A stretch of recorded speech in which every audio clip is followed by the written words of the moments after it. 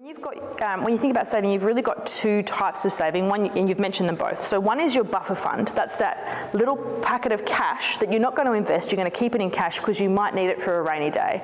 It's like your living expenses. Think of it as a cushion, right? Like if something goes wrong, that shit happens, that's the thing you're going to access. You've got to think about how much that needs to be for you.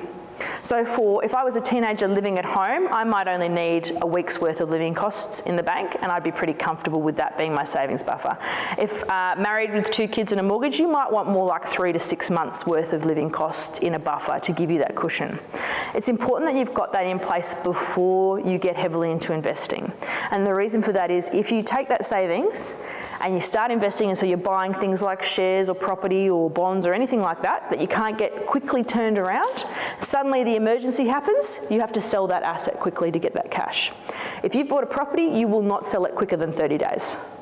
That would be a miracle to sell it more than 30 days. So you've got a broken down car, or you can't earn an income and you can't liberate it from the asset. That means that you often end up taking a loss because you're in a rush. So you might take a lower price on that property. You might have to sell on a day when the share price is down. If you've got it locked up in an investment, it's harder to get out quickly. And if you need it in an emergency, you don't want that stress added to it. So it's important that you have some cash that's not tied up in an investment to rely on for that purpose. Does that make sense?